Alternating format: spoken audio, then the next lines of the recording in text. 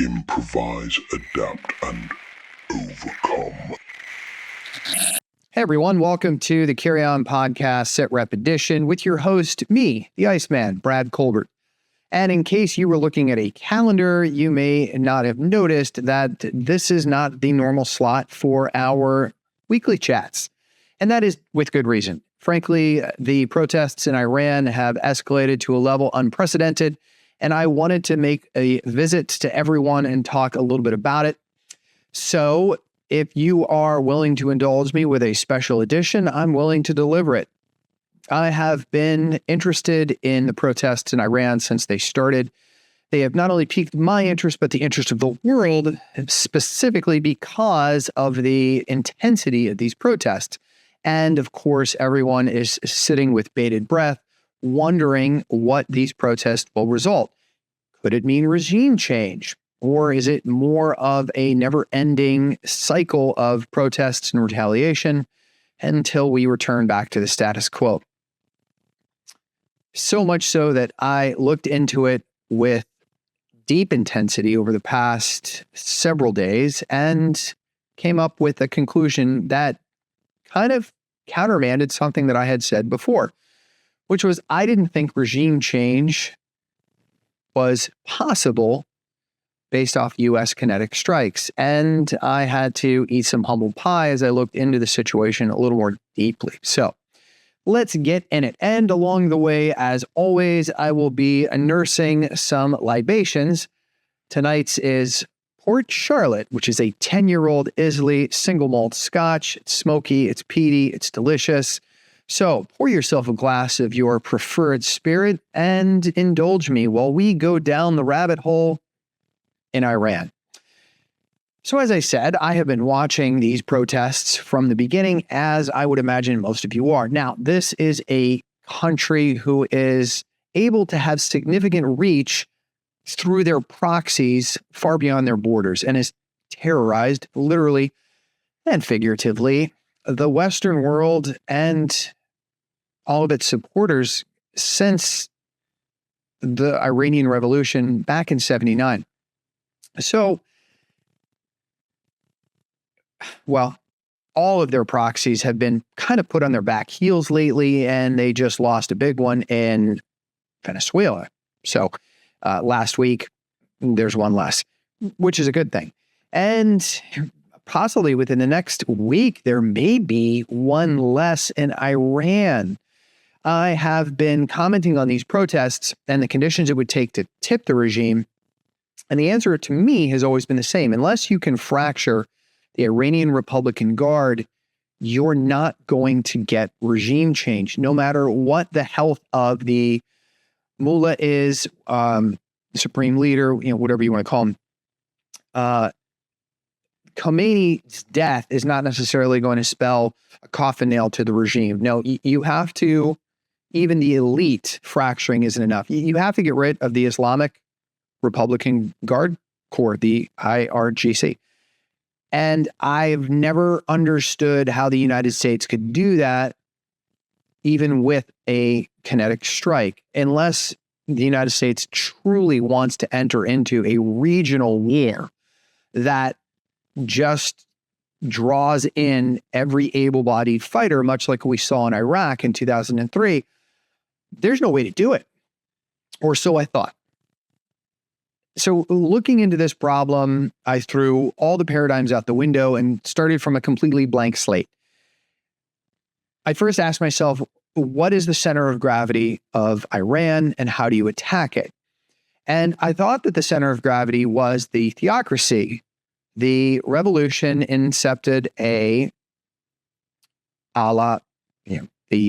Khomeini, and I thought that would be it, but it's actually not. That is just this political arm, the religious figurehead. I mean, he's not really even the president. There is a separate sitting Iranian president, and none of those things really struck me as being the true center of gravity. No, it's the Islamic Republican Guard Corps, the militant arm of the theocratic institution. It is the enforcer. It is the shadow government. It is the threat that has kept a lot of Western countries from putting boots on the ground and physically toppling this very powerful regime. So how do you attack the Islamic Republican Guard Corps? Because the country of Iran can basically implode before the IRGC fractures. They have such a tight grip on the stability and the security of the country since the revolution, and actually gotten measurably stronger. Well, any other time these protests, I think they would probably come and they would go, and that would be the end of it. The world would wait for a couple of weeks, the protests would die down, state authorities would arrest people, kill plenty of them, and then I think life in Iran would begrudgingly go back to normal. And it kept coming back to the IRGC. And I think that's the answer to this problem. We're going to play a slight hypothetical here, so indulge me. We're going to unroll this in a bit of a 3-act play. And along the way, I'll explain who the actors are, who the protagonists and antagonists are, and then some of those that kind of fall in between. So because these are not normal times, and this is not a normal protest, as I've talked about previously, these protests have a different tone to them. Shouting death to Khomeini, combined with a noticeable lack of fear from the protesters, this is also drawn in a cross-section of Iranians that has never been drawn into a protest before. Typically, it's college students, it's low income, it's the poor, it's those that are disenfranchised. This time, it's the merchant class. That's not done before, and it's also being joined by labor. So you have a cross-section of Iranian society who, by the thousands, are out in the streets, almost from north to south, east to west. The entire country has protesters out verbalizing their discomfort, their disdain for the regime. The inflation is out of control. The real is absolutely collapsed. You're talking massive inflation, a constriction on goods and services, and limited resources. Water being amongst the biggest right now in Iran. Huge water shortage. I know a country next door that has desalination technology, but I don't think the Israelis are too keen on sharing it with the Iranians, at least today. So all of those things has culminated into this perfect storm of protests that the Iranians are struggling to contain, struggling to understand. In the beginning, they took a very conciliatory tone, telling the protesters, I get it. You go ahead and protest. It is your right. Look at us. Look how generous we are. As long as it doesn't tip the scale into a security threat. Well, that lasted for a hot 4 days before suddenly everything was a security threat. So, very unprecedented protests in a very unprecedented time. All of this while America's most brazen and bombastic president in history has the reins of the world's most powerful military and has shown he isn't afraid to use it.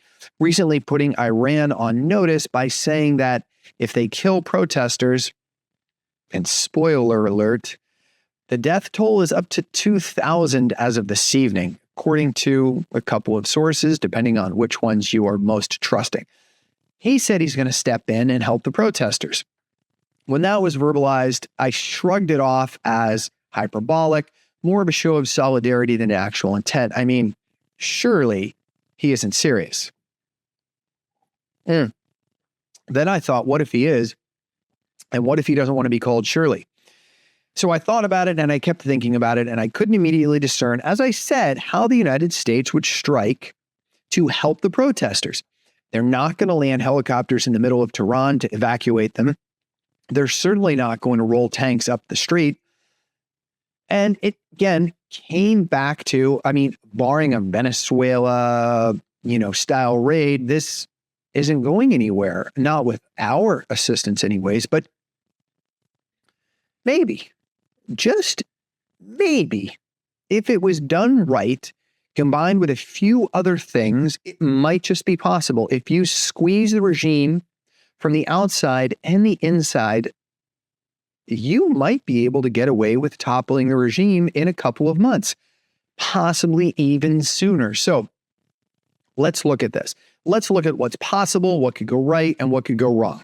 So first, in order to set the stage for this purely hypothetical regime collapse, understand that the situation in Iran, as I have mentioned with the protesters, but more as you'll see, is at a historic boiling point due to a series of escalating events over the last year.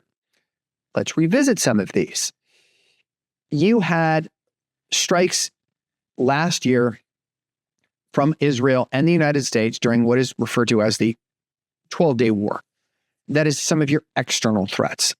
Internal, you have huge protests going on right now. 31 provinces, 180 cities, unlike previous waves, driven by a total currency collapse and a chronic resource shortage. Security fatigue. Those that are maintaining security of the protests, either keeping government buildings secure or going in and arresting people, of which tens of thousands of people have been arrested so far, they are fatigued. They're tired. This has been going on for a couple of weeks. It is high intensity work, and the most of the security personnel are low level. I don't want to say entry level wages, but they're not really getting paid robustly, and they are policing neighborhoods that are their own people. So friends, neighbors, family, in some instances, it's not unusual for the security people they're kind of getting burned out. You also have a leadership vacuum in the sense that there are a lot of rumors revolving around the failing health of the supreme leader, Khomeini. And this has created a sense of paralysis at the top, leading to a lot of confusion and a lot of ambiguity about the chain of command during this crackdown.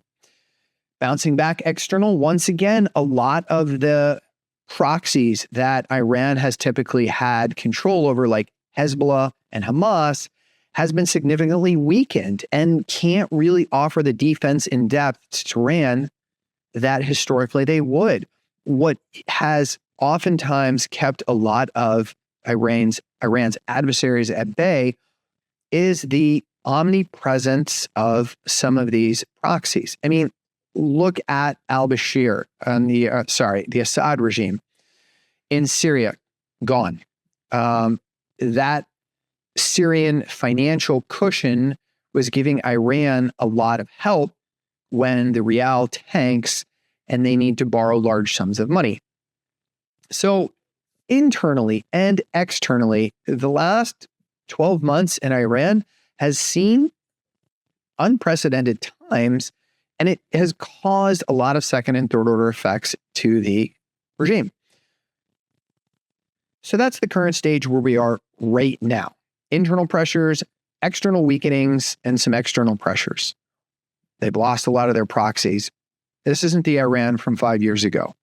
So let's introduce some of our actors. As I said, the center of gravity for Iran is the Islamic Republican Guard Corps. Goes all the way back to the revolution of 1979, and the original, monarchy was dethroned, exiled, and turned into a theocracy and a, pretty police state driven one at that. Sharia law, very, very conservative Islamic rule, and no funny business, none at all. So they're no longer just a military. The Islamic Republican Guard Corps is truly a shadow state in every sense of the world. They maintain a stranglehold on the Iranian economy, and the primary reason that the regime has survived previous protests was this shadow economy allowed them to fund the security apparatus even when the rial fell. So these Islamic Republican Guard Corps soldiers stand separate from Iran's conventional military. They're not a militia. They are part of the military, but they are an organization in unto themselves. They answer directly to Ayatollah Khomeini, Ali Khomeini, and that's about it. They have gotten so much control over Iran's currency over Iran's money generating capability through oil and other ill-gotten gains, that they generate their own revenue. They can pay bonuses to soldiers and the militia during protests, even if the rial crashes for the general public. So they are able to weather a lot of these storms. They're also the master of this shadow economy, and it makes traditional diplomatic sanctions much less effective. For the past 20 years, they have been funneling a lot of these funds into stable coins, into offshore accounts, a lot of these shell game of currencies that allows them to bypass formal financial sanctions that doesn't weaken the rest of the Iranian government and, by extension, the rest of the Iranian military industrial complex. So essentially, the Republican Guard, and this is important to our overall theory, right? We're introducing our actors. The way that the Islamic Republican Guard Corps generates money is basically three different ways. The first and foremost, no-brainer, it's oil. They're not just beneficiary of oil wealth, but the primary reseller of it. Direct oil allocations show that in budget documents and intel that's been collected by a couple of different sources, all seem to indicate that IGRC gets the oil from the country of Iran, from their own country, and then they sell it. They're in charge of transferring the bulk of the oil exports directly to sell on their own. So Iran does put out oil in the traditional market, or what limited oil they are allowed to sell, but the bulk of it goes to the IGRC, who puts it on a shadow fleet and sells it on the black market. And their oil exports are expected to reach somewhere in the neighborhood of 13 billion in 2026. That's 50% of the Iranian oil revenue. Half of all money earned in Iran from oil sales is not only brokered by the IGRC, but absorbed by them. That's a huge amount of money that bypasses Iranian's central bank entirely. So that's thing number one. Thing number two is the shadow banking. They utilize a global network of front companies and shadow banks to move all of these funds around, and it makes it very, very difficult for Westerners to sanction and or seize this revenue stream. Cutting the head off the snake, attacking the center of gravity, involves targeting the IGRC's wallet. So first we have to know how their money is earned and then where their money is kept. Whew. And lastly, they have these banyads, which is an Islamic word for foundations. They're kind of like shell companies that control other companies. 40% of Iran's total economy is actually controlled by the IGRC banyads, these military banyad complex.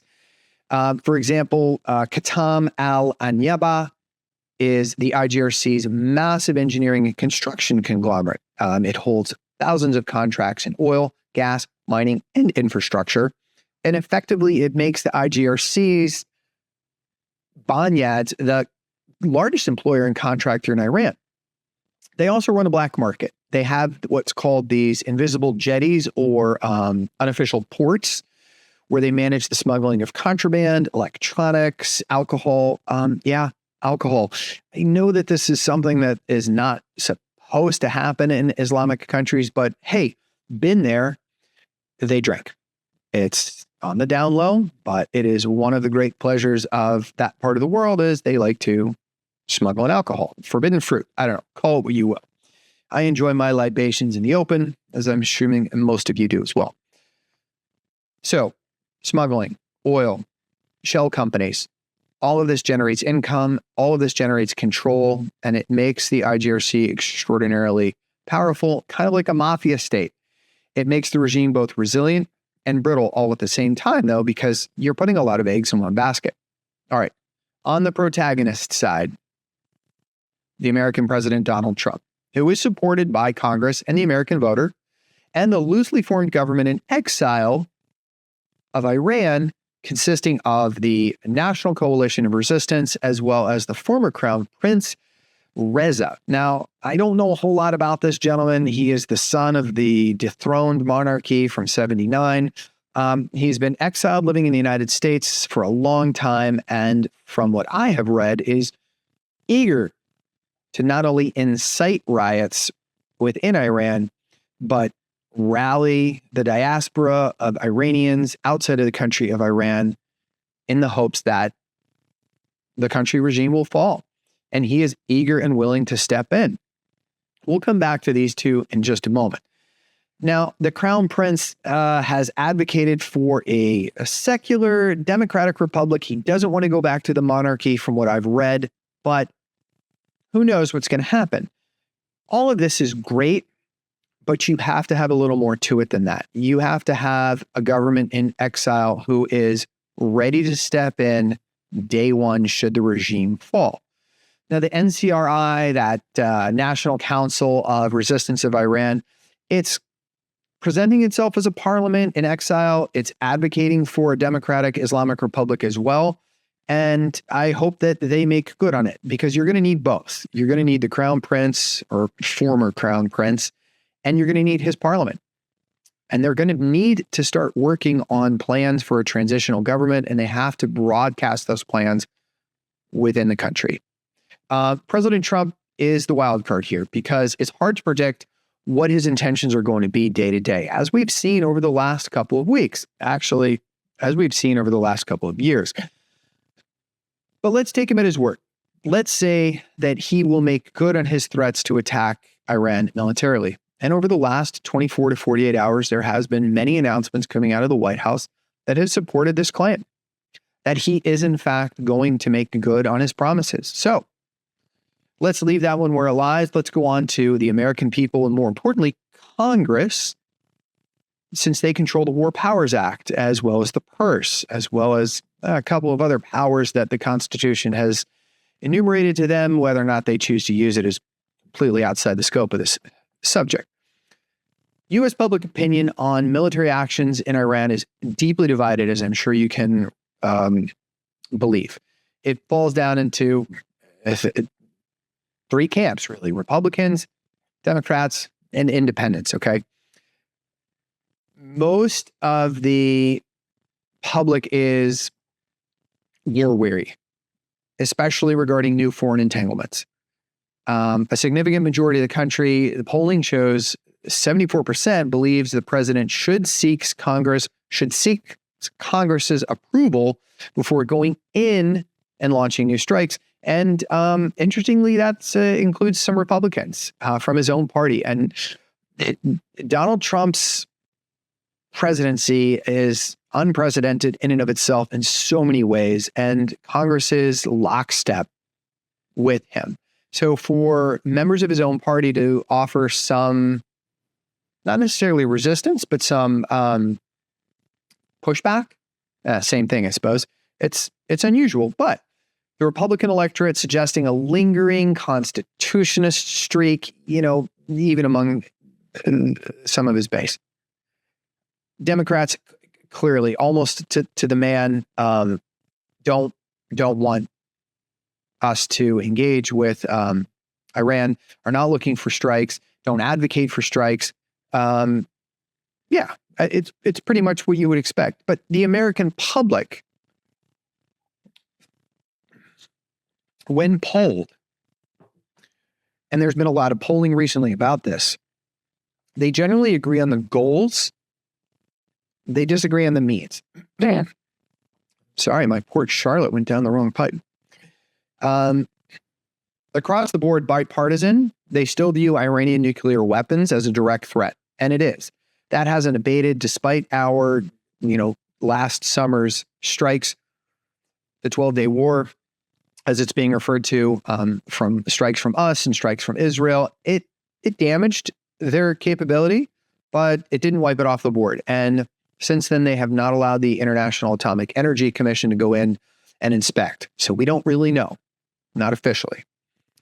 80% of voters still express concern that striking oil terminals would lead to a wider and uncontrollable regional war. Our country's inflation is running right about 2.7. Compare that with Iran, who's almost at 50%.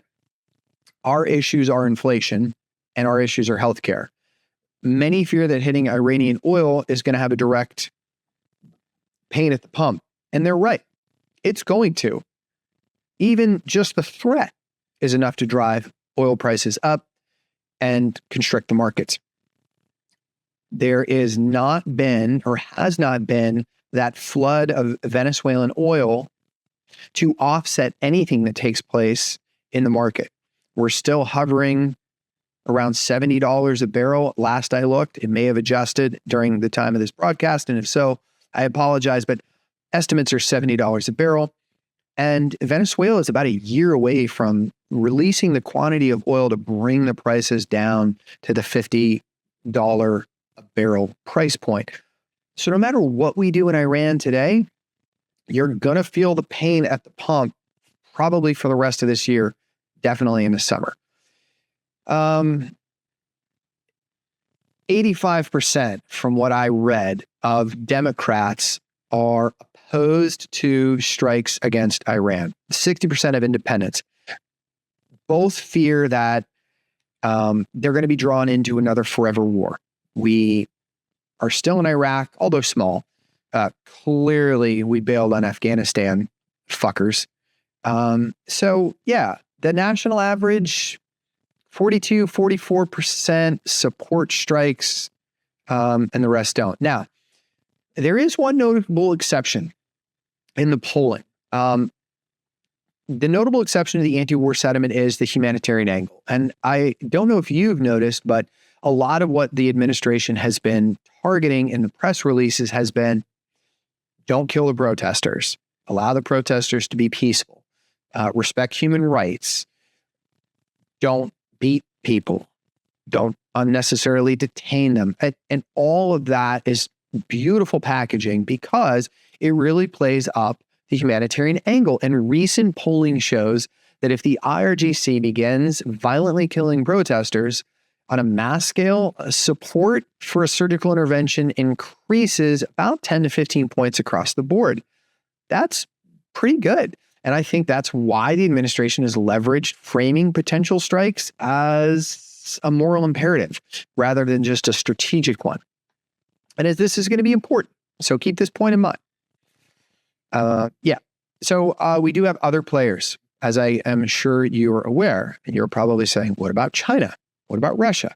What about Israel? What about Middle Eastern countries? Well, all of these will make an appearance in our little play in situ. So hang on, we will get to them when their turn comes.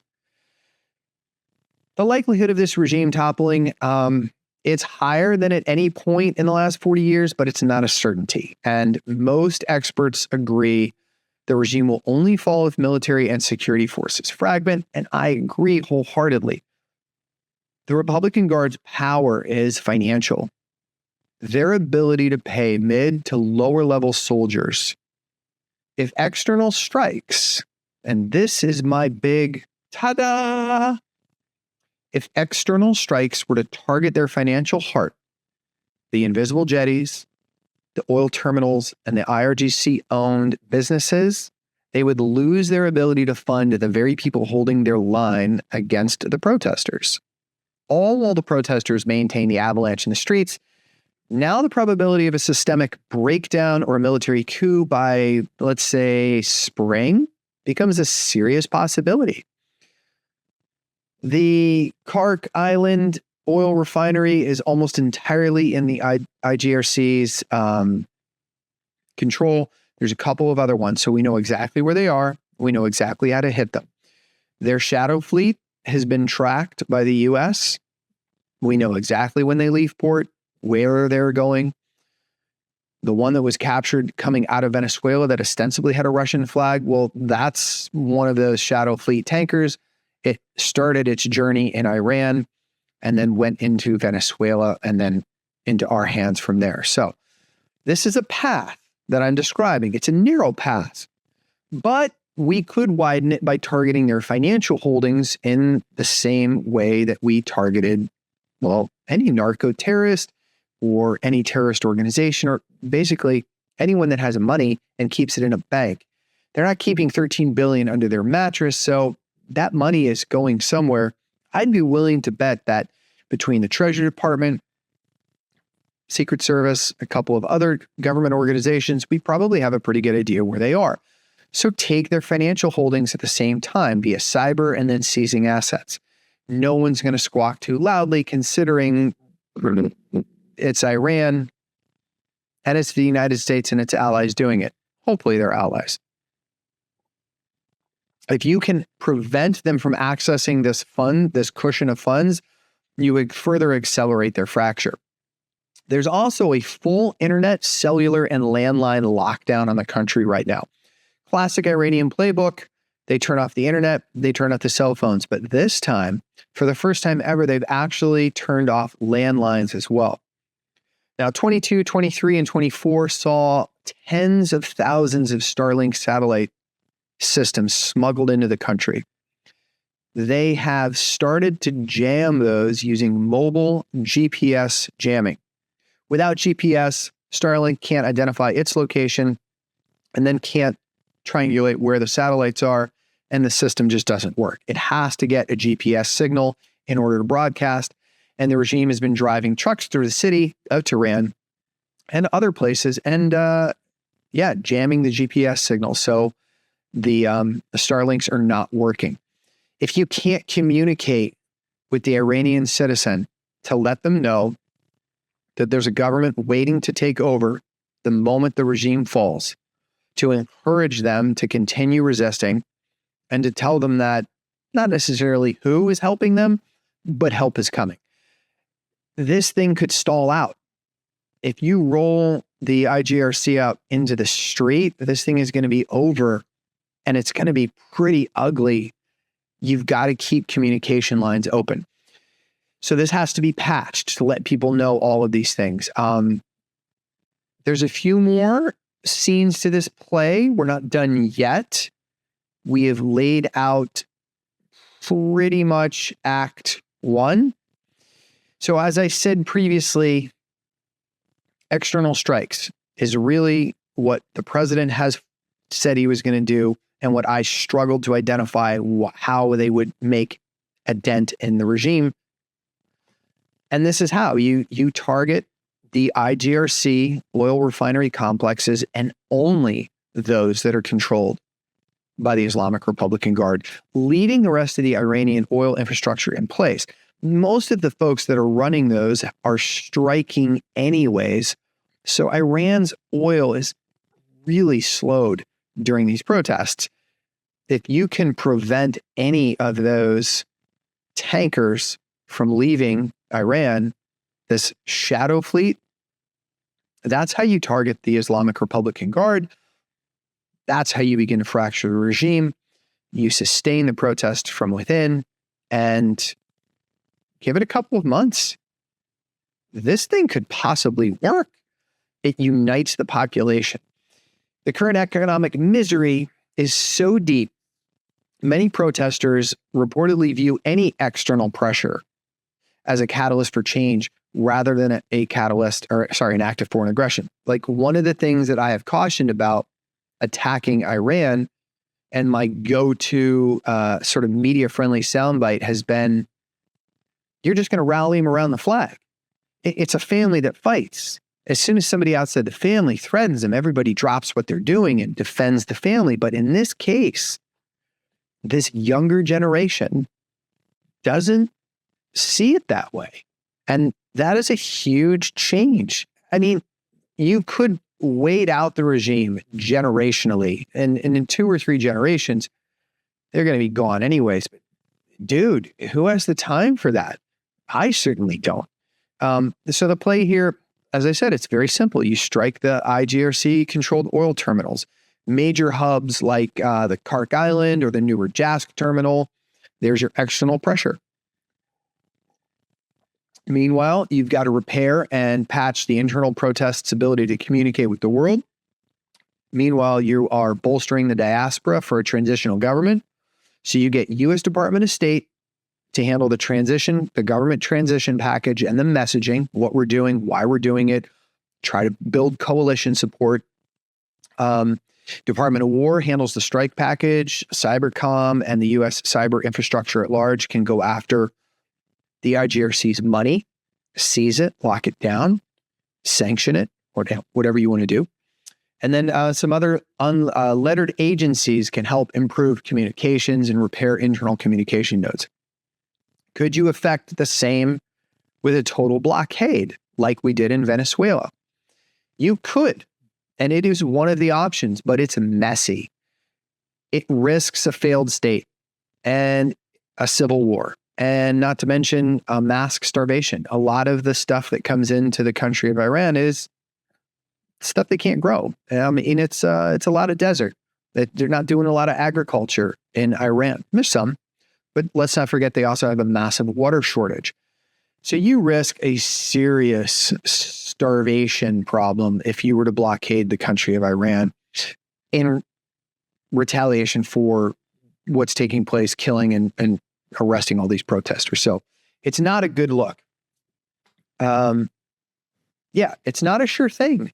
Even if we did strike their oil refineries, even if we did hit Iran where it hurts the most, and that's their wallet, it's still not a guarantee, but it is a tipping point you're creating, and it's possible. So what would Iran do as a reaction to strikes on the IRGC oil complex, their shadow ports, their shadow fleets, their money? There's a couple. If they were to strike them, what most likely would happen is Iran would escalate to de-escalate. They would do it a couple different ways from what I have read, from what I have pieced together. Their playbook, Iran's playbook, is almost exclusively to conduct asymmetric warfare. No one's going to go toe-to-toe with the West, especially not the United States, especially not a country like Iran. They'll lose, and it'll be, very, very quick. There has not been a country that has gone up against us and won. Ever. You can debate Vietnam. We probably lost that, won it. That's a messy one. We'll leave that one alone for the moment. But let's stick to topic. The immediate reactions from Iran is probably to close the Strait of Hormuz, and that's going to hit financial markets, and that's going to hit financial markets hard. They would deploy a lot of speedboats, smart mines, land-based anti-ship cruise missiles, and nobody would go through. And even if you were to go through, the cost to insure for insurance for ships that are transiting would be prohibitively expensive. Nobody's going to do it. So that would drive oil prices up to $120, $130 a barrel. And they would hope to basically force the United States into a negotiation to bring the price of oil down. They would definitely rally whatever proxies are left. So Iran would ask Hezbollah, would ask Hamas, would ask anybody to attack bases in the Middle East, specifically Iraq and Jordan. But as I said, their proxies are pretty weak, so I don't know how effectively their attacks would be. I also know that our defensive posture is pretty strong, and we could probably absorb almost anything that they would throw at us. And then last would probably be cyber warfare. The Iranians engage in a pretty robust cyber attacks. And so there would be a massive attempt to retaliate against the United States, especially our financial sector and our energy grid. Those are the three most immediate reactions from Iran. But the impact on the domestic population is really the variable here. We would hope that you would have accelerated defections in the Islamic Republican Guard Corps. If the money stops flowing, the loyalty of the wallet for the lower level militia and the police could evaporate. And this is the moment that a protest could possibly turn into a revolution. You do risk nationalizing this. Foreign strikes against Iranians tend to unite them in the past. But like I said, the youth has this zero-sum mentality, and they view the regime as an occupying force, and they may cheer the destruction of the Islamic Republican Guard's money. Okay. Outside of Iran, who else is going to react? China. There they are. Told you I'd be talking about them. 90% of Iran's illicit oil goes to China. So you striking these terminals, or we striking these terminals, would be essentially be striking China's energy supply line. And Beijing would likely respond with severe diplomatic and economic tit for tat. They're unlikely to intervene militarily, though. Not even China is that silly. But we would hear about it in the UN and economically. We would also probably see a lot of the shadow fleet move out in the Gulf of Oman, trying to maintain a drip of revenue while they cross-load oil to China, just to try to keep the lights on. The global reaction to the United States striking Iran would be very polarized, and it would be driven by tension between support for Iranian protesters and then fear of a global energy catastrophe. This is something that's going to drive the price of oil up. Nobody likes that. Unlike the strikes in the 2025 timeframe against their infrastructure of nukes, the hitting energy infrastructure impacts global markets. It impacts major powers like China. And that's going to have repercussions that we need to be prepared for, to absorb and respond to. But that's a problem for the diplomats to worry about. Okay.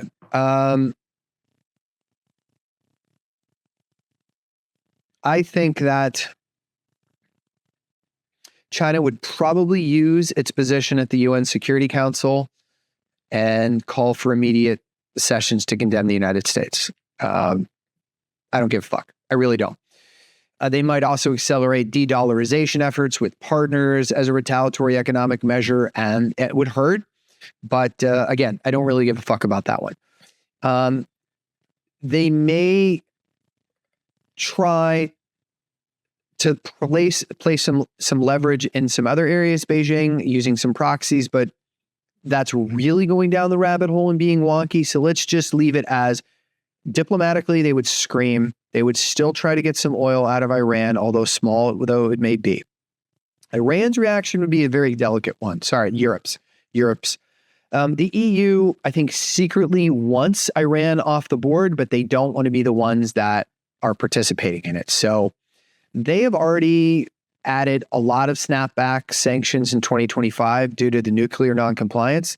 So I think publicly they're going to support the intent of weakening the IGRC, especially amidst the crackdown that's taking place in the protesters. But especially Paris and Berlin would be very terrified of a regional war, likely call for restraint. They don't want IGRC to close the Straits of Hormuz because that's going to send European oil and gas to record highs. No country wants that. There's also a huge concern about refugees when we talk about doing something like that. Europe fears that a total regime collapse without a plan is going to lead to a massive migration crisis, just like we saw in Syria in 2015.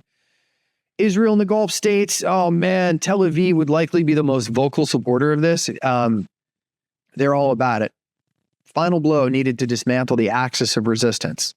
It's been a banner year for the Israelis, considering Syria, Gaza, not weighing in, not making a value judgment, just putting it out there.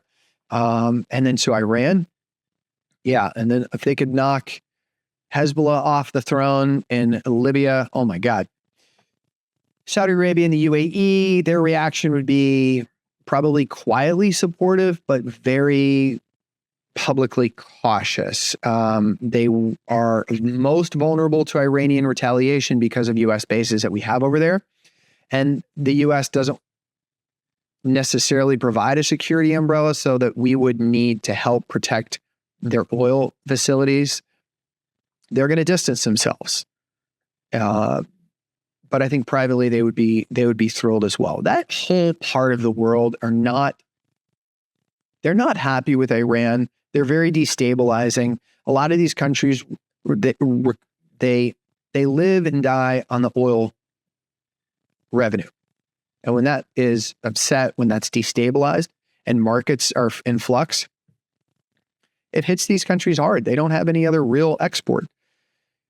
Most of the world's reactions to an attack on IGRC's oil infrastructure is going to be at the gas pump, because there's going to be probably an immediate spike in Brent crude to $100, $120 a barrel. That's going to be felt at the pump. We talked about insurance. Ships transiting the Persian Gulf their insurance rates would skyrocket. It would potentially halt commercial traffic even before a single shot is fired. If we attack the oil refineries, I would see ships stuck in their ports, anything that's transiting the Persian Gulf. And that would drive inflationary pressures globally. It would in Egypt. Food prices would skyrocket, and it would affect shipping to the U.S. as well.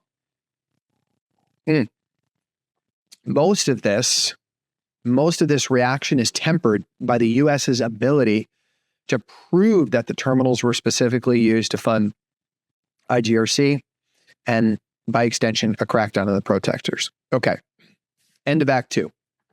So let's take a quick intermission here. Fill your glass.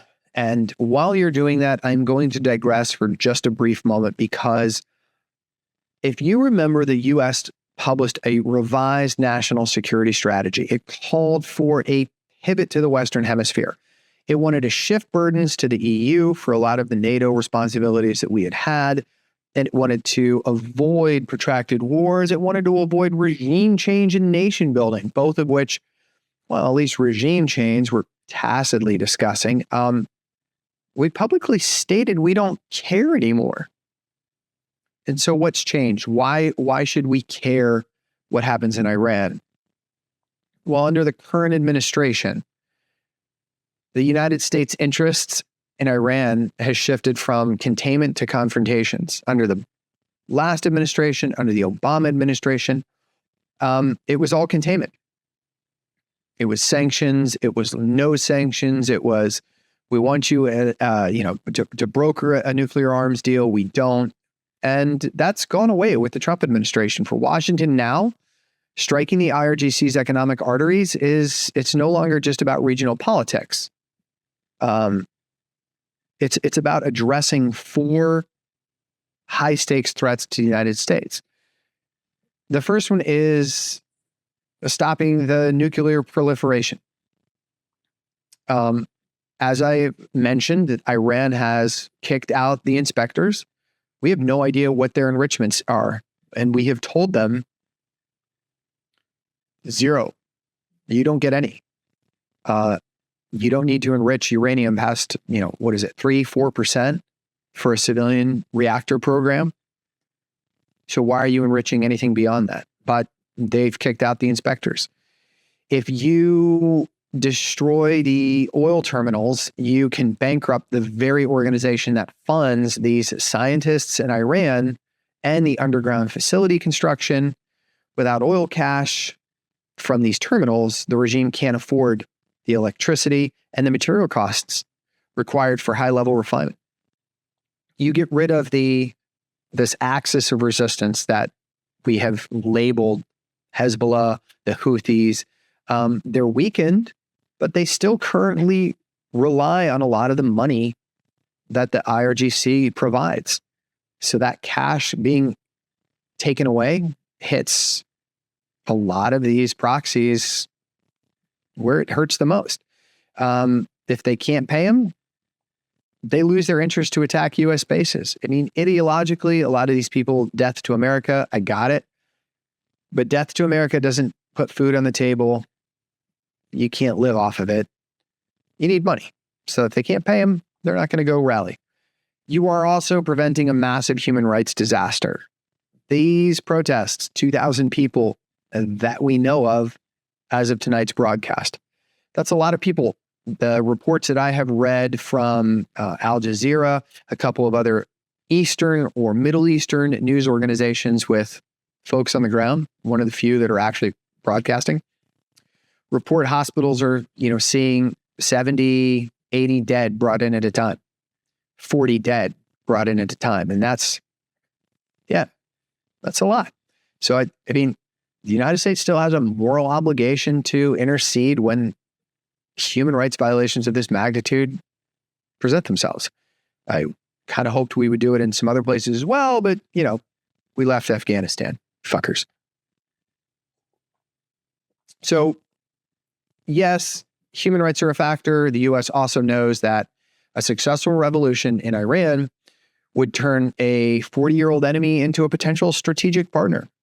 That realigns the entire Middle East in favor of Western interests. Now, here's the one that I love. It counters China and Russia for two huge things.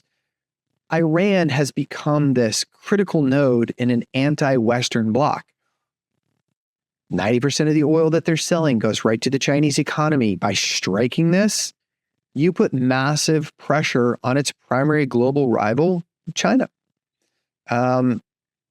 Russia gets a boatload of drones from Iran. They're using those drones in Ukraine.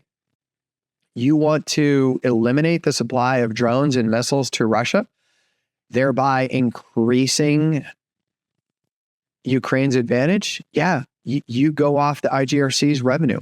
It stops the production of weapons. So that one's great. Okay. Intermission's over. I hope you have a fresh glass, or at least topped up. Let's continue with Act 3. We'll finish up our thought experiment, bring this to its logical conclusion. Okay, so for all of this to work, we have to sell it to the world. First to the American people, then the rest of the planet. So if you remember last week, we didn't ask for permission or beg forgiveness to take Maduro. This isn't the same, and it's not going to play out the same. The question of whether or not the United States should care about the international opinion, it's a point of debate between the realists who focus on power and the institutionalists who focus on cooperation. And now, from a purely military point of view, the U.S. can act alone. We don't need any coalition formed. This is not the 2003 invasion of Iraq, where Bush put together this huge coalition. It's not the first Gulf War, where his father did the same. This is a pretty simple strike package conducted with organic assets that are forward deployed and ready to go right now. But from a strategic and economic perspective, ignoring the world costs a lot. It could undermine the very goal of the strike, and here's why. The energy blowback is going to be huge. China and the EU will view the strike as unprovoked aggression, and if we don't get their buy-in, they won't help stabilize oil markets. All countries have strategic oil reserves, and in crisis, they release those strategic oil reserves. Biden did it last year when the price of gas got too high. No existential threat, just an internal one. He caught a lot of flack for that. I have an electric car. I don't really care what you do, but the U.S. needs those global partners to keep shipping lanes open, to keep the price of oil low. If the world stops cooperating and oil hits $140 a barrel, well, then we're going to feel it at the pump. And I don't know if you know this, but we're in a midterm election cycle. That is the quickest way to be voted out of office. If you are in Congress, price of gas goes up to $6, $7 a gallon, which it could easily do. Legal and diplomatic isolation. Without a UN mandate, or at least a broad coalition of willing partners, it makes the U.S. look like an outsider. And this allows China and Russia to frame the U.S. as a rogue superpower. It makes it harder for Washington to build alliances in the future on other instances like Taiwan and Ukraine. So you don't have to spend a lot of political capital or diplomatic effort to get these countries to go along. You can do it relatively quickly. And let's be honest, that is the one thing that President Trump is fairly good at, is picking up the phone and telling people what they're going to think. And then stability after the regime falls. If it actually topples, we don't want to be the only ones that owns the resulting chaos. Without international support, the United States will be solely responsible for humanitarian aid, peacekeeping, and rebuilding. It's kind of a you break it, you bought it attitude.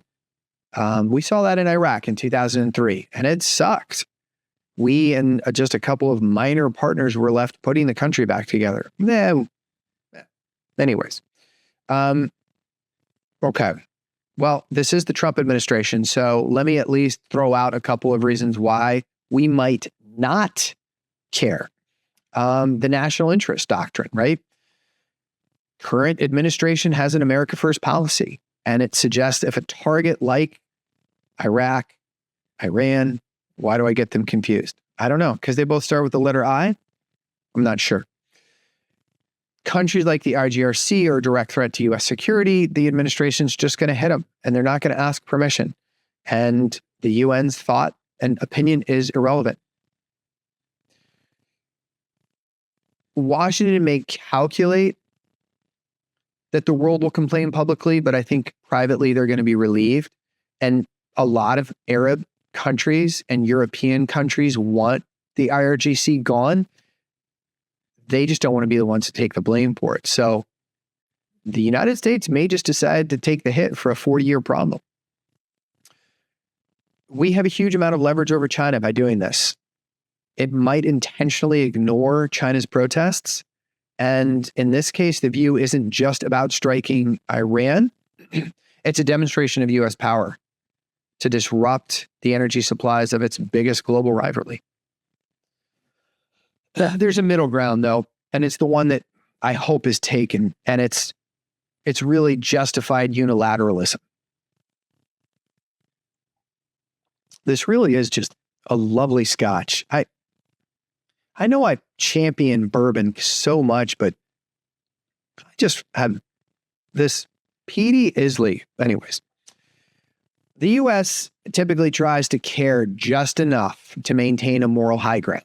And in 2026, the strategy would likely to be to frame the strikes as humanitarian intervention. I think that's the best play. Say to the American people, we aren't striking for oil. We are striking to stop the IRGC from using oil money to buy the bullets they're using on their own people. Now, that's a media-friendly soundbite that will sell papers. That's a headline right there. And that, caring just enough to maintain the moral high ground, it works. If you can link a military strike to the internal protests, then the U.S. will make it very difficult. Make it difficult for the world to condemn our attack. Because we're seen to be supporting the strikes, the strikers, the protesters. Yeah. But really the ultimate reason the U.S. cares is simple. It's sustainability. It's easy to start a war alone. It's almost impossible to finish one and build a lasting peace without the rest of the world. So we need them. We need them. We don't have to have everybody all in. It doesn't have to be a months-long debate in the UN.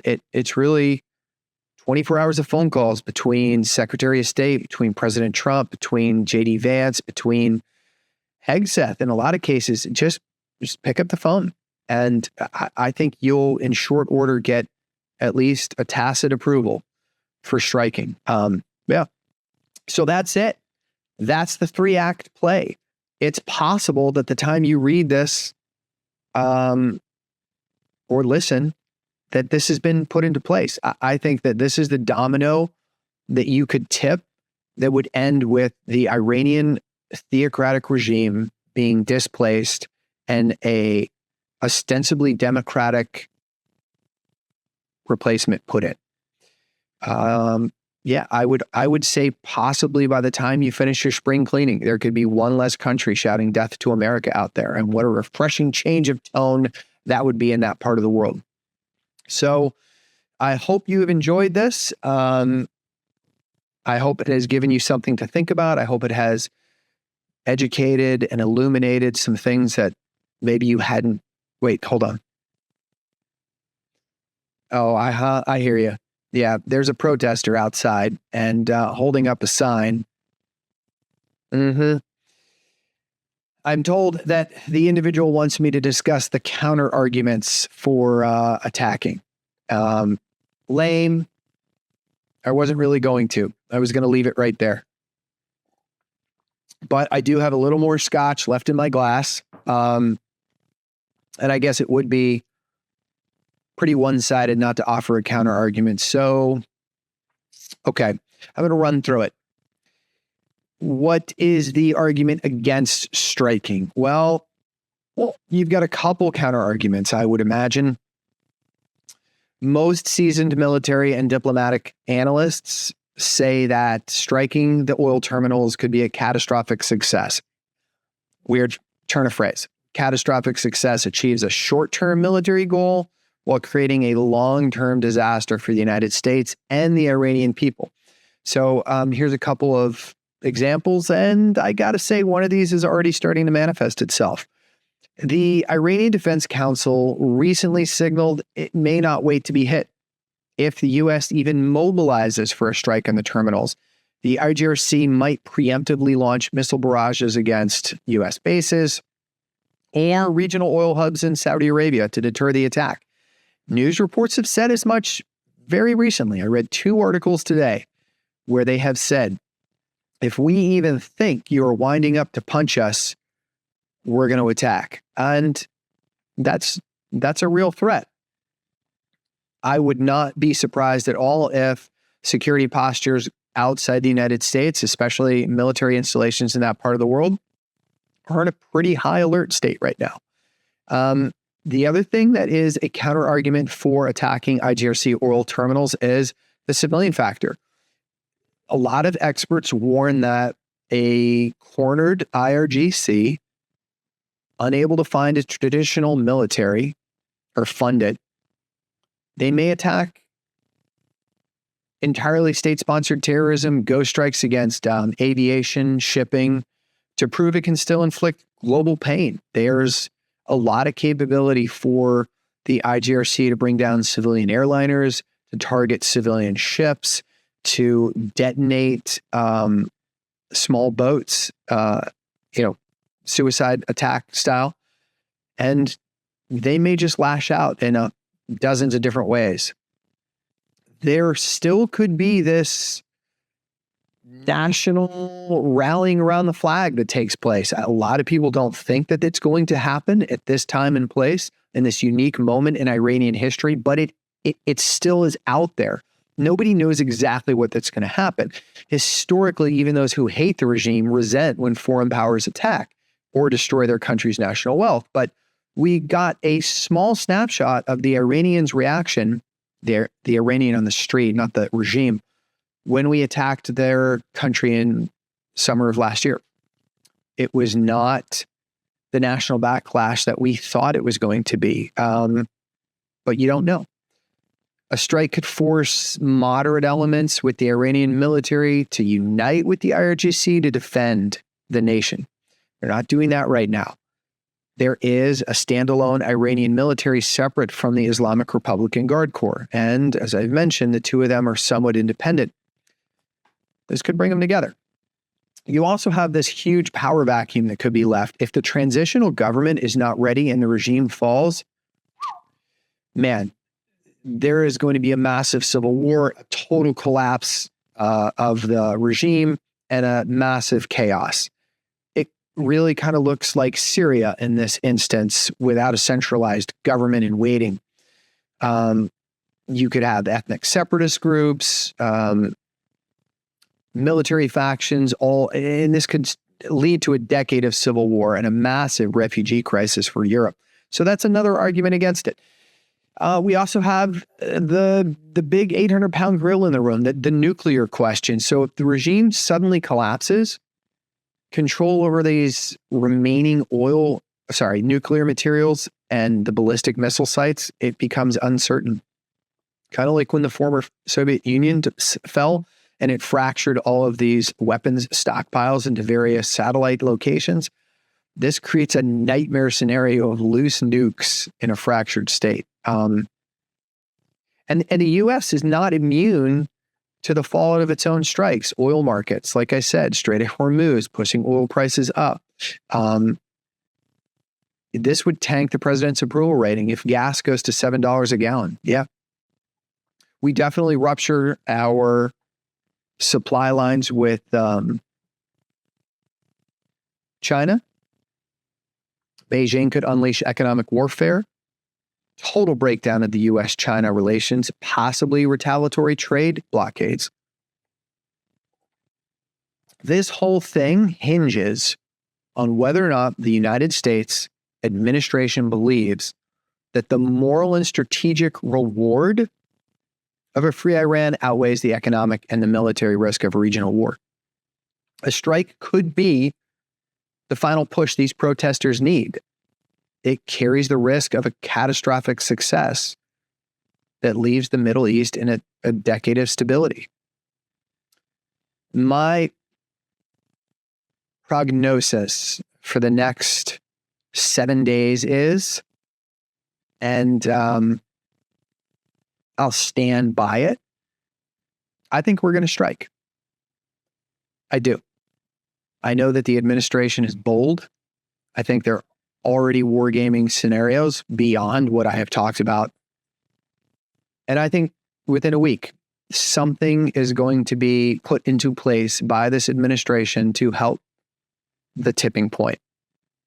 I don't know what that's going to involve. It's probably not going to involve Israel, because I think any attack by Israel on Iran really inflames a lot of the neighboring countries just from an ideological standpoint, but it might. It was not as bad in 2025 as people forecasted it would have been. We may see past as prologue. Tonight, several thousand Iranian citizens are dead. The country of Iran is in upheaval, and there's a genuine threat against a long-standing theocracy that is militant to its core. My heart goes out to you, Iranians. Not that you're going to listen to my little show, but for what it's worth, fight the good fight and earn your freedom. We all had to. It is fed with blood, our tree of liberty. So with that, I will leave you as I finish my last wee dram. Thank you for listening to this special edition of the Carry On Podcast SITREP edition. That has been your Iranian brief for the 11th of January, 2026. Until next time, stay frosty. Improvise, adapt, and overcome.